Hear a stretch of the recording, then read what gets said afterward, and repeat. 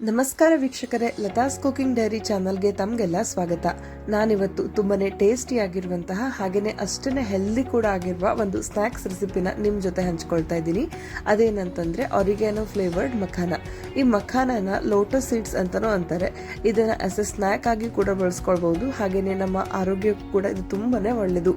ಏನೋ ಬೇಡದೇ ಇರೋ ಚಿಪ್ಸ್ ಆ ಥರ ಈ ಥರ ಸ್ನ್ಯಾಕ್ಸ್ ತಿನ್ನೋ ಬದಲು ಈ ರೀತಿ ಮಖಾನನ ಮನೇಲಿ ರೋಸ್ಟ್ ಮಾಡಿ ಇದಕ್ಕೆ ಯಾವುದೊಂದು ಮಸಾಲೆನ ಹಾಕಿ ತಿಂದರೆ ಟೇಸ್ಟ್ ತುಂಬಾನೇ ಚೆನ್ನಾಗಾಗುತ್ತೆ.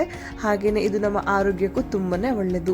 ಸಾಮಾನ್ಯವಾಗಿ ವೇಟ್ ಲಾಸ್ ಮಾಡೋರಿಗೆ ಹಾಗೇನೆ ಸ್ವಲ್ಪ ಬ್ಲಡ್ ಶುಗರ್ ಲೆವೆಲ್ ಜಾಸ್ತಿ ಇರೋರು ಈ ರೀತಿ ಹೆಲ್ದಿಯಾದ ಸ್ನ್ಯಾಕ್ಸ್ ಅನ್ನ ಮಾಡಿ ತಿಂದ್ರೆ ಟೇಸ್ಟು ಚೆನ್ನಾಗಾಗುತ್ತೆ, ಹಾಗೇನೆ ಆರೋಗ್ಯಕ್ಕೂ ಕೂಡ ತುಂಬಾನೇ ಒಳ್ಳೆಯದು.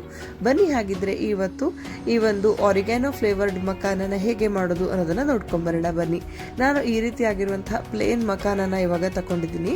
ಅದನ್ನ ಈ ರೀತಿ ಒಂದು ಬೌಲ್ಗೆ ಹಾಕೊಂಡಿದ್ದೀನಿ. ಸಾಮಾನ್ಯ ಮಖಾನ ಯಾವತ್ತು ಈ ರೀತಿ ಮೆತ್ತಗಿರುತ್ತೆ, ಇದನ್ನ ನಾವು ರೋಸ್ಟ್ ಮಾಡ್ಕೊಂಡಾಗ ಗರಿ ಗರಿಯಾಗಿ ಬರುತ್ತೆ. ನಂತರ ಇದನ್ನ ನಾನಿವಾಗ ಒಂದು ಬಾಂಡ್ಲಿಗೆ ಹಾಕಿ ಹಾಗೇನೆ ಡ್ರೈ ರೋಸ್ಟ್ ಮಾಡ್ಕೊಳ್ತಾ ಇದ್ದೀನಿ. ಇದನ್ನ ಲೋ ಫ್ಲೇಮಲ್ಲಿ ಒಂದು 7-8 ನಿಮಿಷ ಇದನ್ನ ಚೆನ್ನಾಗಿ ಹುರಿದ್ಕೊಂಡ್ರೆ ಇದು ತುಂಬಾನೇ ಗರಿ ಗರಿಯಾಗಿ ಬರುತ್ತೆ. ಈ ರೀತಿ ಇದನ್ನ ನಾನು ಲೋ ಫ್ಲೇಮಲ್ಲಿ ಚೆನ್ನಾಗಿ ಹುರಿದ್ಕೊಳ್ತಾ ಇದ್ದೀನಿ. ಇದಕ್ಕೆ ಯಾವುದೇ ರೀತಿ ಫ್ಲೇವರ್ ಕೂಡ ಇರಲ್ಲ. ಸಾಮಾನ್ಯ ಇದಕ್ಕೆ ಯಾವುದೇ ಸಾಲ್ಟನ್ನು ಆ್ಯಡ್ ಮಾಡಿರಲ್ಲ. ನಮಗೆ ಮಾರ್ಕೆಟಲ್ಲಿ ಫ್ಲೇವರ್ ಆ್ಯಡೆಡ್ ಕೂಡ ಇರುತ್ತೆ, ಬಟ್ ನಾವು ಕೂಡ ಮನೆಯಲ್ಲಿ ಅದಷ್ಟೇ ಚೆನ್ನಾಗಿ ಇದಕ್ಕೆ ಮಸಾಲೆನೆಲ್ಲ ಹಾಕಿ ರೆಡಿ ಮಾಡ್ಕೊಳ್ಬಹುದು. ಇವಾಗ ಇದನ್ನು ಚೆನ್ನಾಗಿ ಹುರಿದಿದ್ದಾಗಿದೆ. ಇವಾಗ ಇದು ಸ್ವಲ್ಪ ಕ್ರಿಸ್ಪಿ ಆಗ್ತಾ ಬಂದಿದೆ. ನಾವು ಈ ರೀತಿ ಇದನ್ನ ಕೈಯಿಂದ ಪ್ರೆಸ್ ಮಾಡಿ ನೋಡಿದಾಗ ಇದು ಗರ್ಗರಿ ಆಗಿದೆ ಅಂತಂದ್ರೆ ಚೆನ್ನಾಗಿ ಹುರಿದಿದೆ ಅಂತ ಅರ್ಥ. ಈ ರೀತಿ ನಾನು ಇದನ್ನ ಕೈಯಿಂದ ಈ ರೀತಿ ಪ್ರೆಸ್ ಮಾಡಿದಾಗ ನೀವೇ ನೋಡಬಹುದು ಎಷ್ಟು ಚೆನ್ನಾಗಿ ಇದು ಪುಡಿ ಪುಡಿ ಆಗ್ತಾ ಇದೆ ಅಂತ.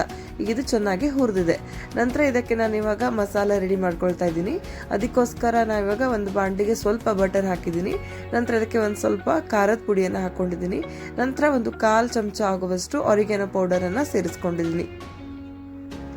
ನಂತರ ಇದಕ್ಕೆ ಒಂದು ಸ್ವಲ್ಪ ಉಪ್ಪನ್ನು ಹಾಕೊಂಡಿದ್ದೀನಿ. ಹಾಗೇನೆ ಇದಕ್ಕೆ ಒಂದು ಸ್ವಲ್ಪ ಅರಿಶಿಣವನ್ನು ಸೇರಿಸ್ಕೊಳ್ತಾ ಇದ್ದೀನಿ. ನಂತರ ಇದನ್ನ ಸ್ವಲ್ಪ ಲೋ ಫ್ಲೇಮಲ್ಲೇ ಹುರಿದುಕೊಂಡಿದ್ದೀನಿ. ನಂತರ ಇವೆಲ್ಲ ಸ್ವಲ್ಪ ಹುರಿದಾದ ನಂತರ ಇದಕ್ಕೆ ಈ ಒಂದು ನಾವು ಆಲ್ರೆಡಿ ಡ್ರೈ ರೋಸ್ಟ್ ಮಾಡಿ ಇಟ್ಕೊಂಡಿರೋ ಮಖಾನನ ಇದ್ರ ಜೊತೆ ಸೇರಿಸಿ 1-2 ನಿಮಿಷ ಇದನ್ನ ಲೋ ಫ್ಲೇಮಲ್ಲೇ ಚೆನ್ನಾಗಿ ಮಿಕ್ಸ್ ಮಾಡ್ಕೊಳ್ತಾ ಇದ್ದೀನಿ.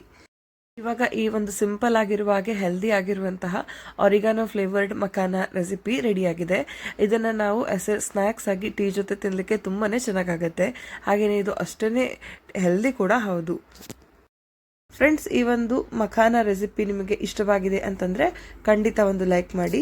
ಹಾಗೆಯೇ ನೀವು ಕೂಡ ಈ ಒಂದು ರೆಸಿಪಿನ ಟ್ರೈ ಮಾಡಿ ಹೇಗಾಗಿದೆ ಅನ್ನೋದನ್ನು ಕಮೆಂಟ್ ಮೂಲಕ ತಿಳಿಸಿ. ಹಾಗೆಯೇ ಈ ವಿಡಿಯೋ ನಿಮಗೆ ಇಷ್ಟವಾಗಿದ್ದರೆ ನಿಮ್ಮ ಫ್ರೆಂಡ್ಸ್ ಮತ್ತು ಫ್ಯಾಮಿಲಿ ಜೊತೆಗೆ ಶೇರ್ ಮಾಡೋದನ್ನು ಮರೆಯದಿರಿ. ಧನ್ಯವಾದಗಳು. ಸಿಗೋಣ ಮುಂದಿನ ವಿಡಿಯೋದಲ್ಲಿ. Thank you for watching.